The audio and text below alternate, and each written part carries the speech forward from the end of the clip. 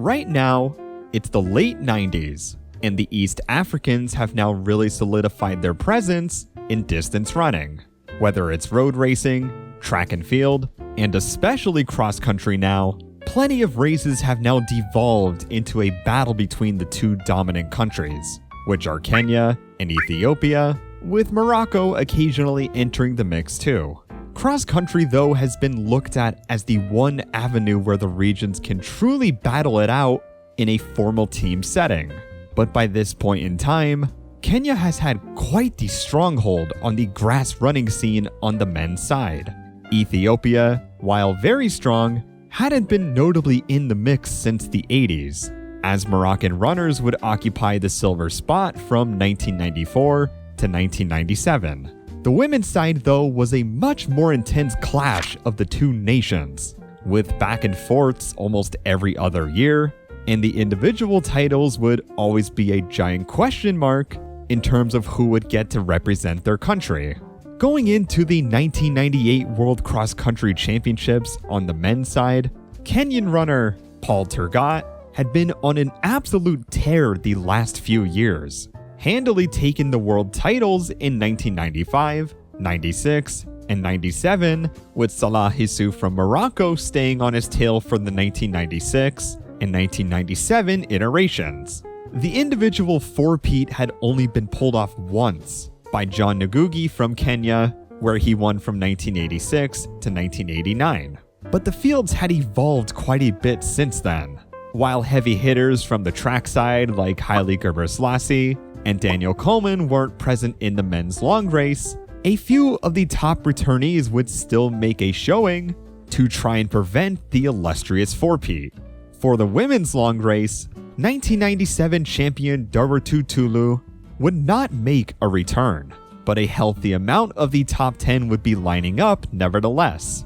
This was also the first year women had drastically moved up distances to its longest yet, as instead of the traditional 6 to 6.5 kilometers race, the course length had now been stretched all the way to 8 kilometers. Overall, the 1998 World Cross Country Championships, set to be held in Morocco, were shaping up to be yet another great grass running bonanza. The women's long race would take place first, and not only would it shape up to be a fairly quick one at the gun, it would also divulge into one of the most interesting blunders seen at an international cross-country race. For the last race of this morning. 6 to start, and each team 4 to score. And it's not an incredibly big field, but it's a very talented field. While we briefly highlighted the main contenders for this race, Paula Radcliffe from Great Britain was on paper the most equipped returnee to take the title this year. However, her European counterpart, Sonia O'Sullivan from Ireland, was just as capable of hanging with Radcliffe given her record on the track against her. After all, O'Sullivan had only raced one cross-country race ever, which was last year's World Championships, and she managed to land in the top 10. But again, with top returnees like Gera Wami, Julia Vaquero, Salia Barsosio, and more, it was really anyone's game, especially with a new distance like this. Unfortunately, about half of the original broadcast is missing, but here's a few splits to illustrate. The first kilometer is a relatively quick 3:11, the 2K mark has us at 6:26, and the 3 and 4K marks don't change too much pace-wise, with Mugo and Radcliffe interchanging. Thankfully, we now get a glimpse of what the race has unfolded to just after the halfway point. Virtually nothing has changed. It's a pretty sizable pack, and the 5K mark is posted at 16:24, with Radcliffe seeming to maintain form. A little before the 6K mark, though, is where we see that the pack has already diminished to just 9 women left. But once the 6K split arrives, a few women had already fallen back, likely because the last kilometer was recorded at its fastest yet, a 3:10. The broadcast does eventually cut back at a little over the 23-minute mark, which means we're nearing the final straightaway. 2 more women had dropped off at this point, leaving O'Sullivan, Radcliffe, Wami, and Maranga to duel it out. However, within just mere seconds, we go from a traditional sit and kick showdown to whatever seemed to have happened here. Radcliffe desperately trying to get away.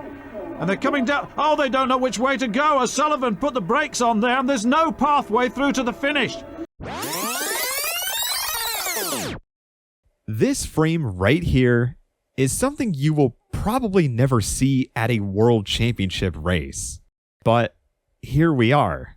What you are seeing here is O'Sullivan in pure confusion, gesturing something's not right. And in the next few frames, Radcliffe seems to be eyeing up the officials too.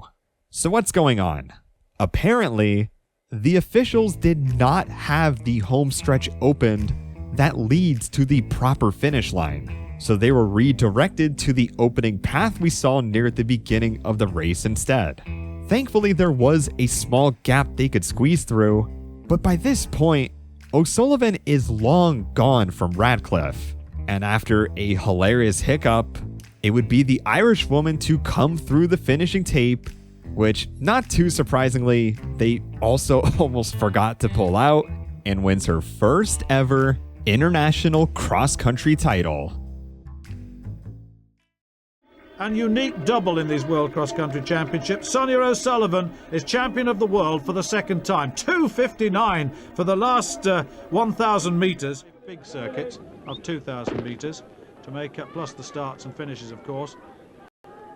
And while the women's race was a bit more up in the air since Tulu didn't participate, Paul Turgot was the man to look out for in the men's race.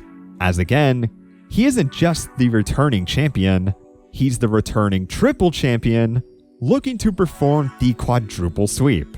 Now, the women's race was out at an honest pace, but this was pretty fast too.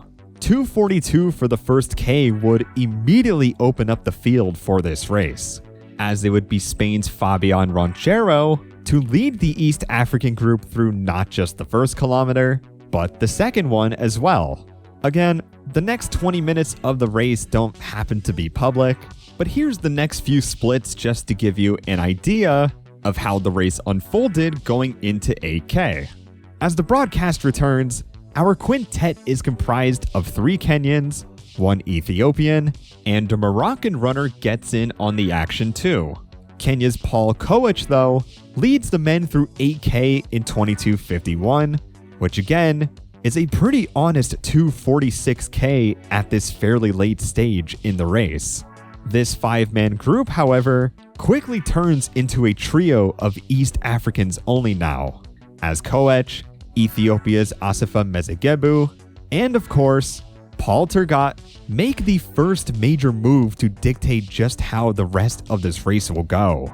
This trio quickly turns into a 2-man battle though, as Mezegebu falls off quite quickly as soon as the 2 Kenyans break away, and we're now left with a good old-fashioned one-on-one showdown. So far, it looks like Koech is doing a fantastic job at holding Turgot off, but given what Turgot has shown us time and time again at previous championships, it's likely that Koech is praying Turgot's kick will be nowhere to be seen by the time the closing straightaway arrives.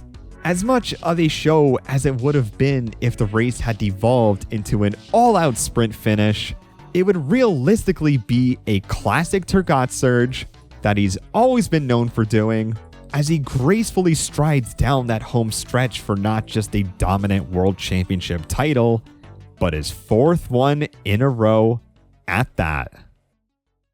4th consecutive world title over the country.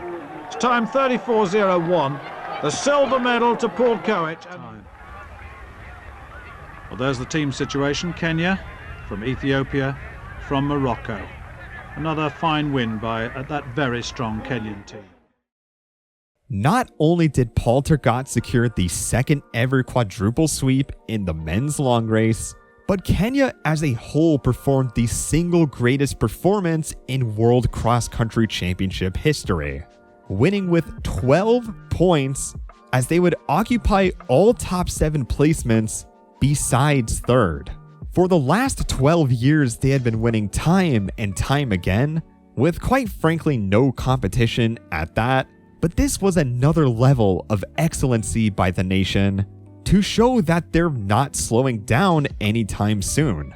The women's side still continues to be extremely competitive though, as the point disparities are nowhere near the men's side, leaving the field open yet again for the 1999 iteration.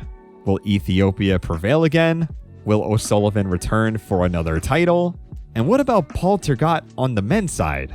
Will he be back to pull off the single greatest legacy in cross-country history thus far? Well, I guess we're gonna have to find out when we get there.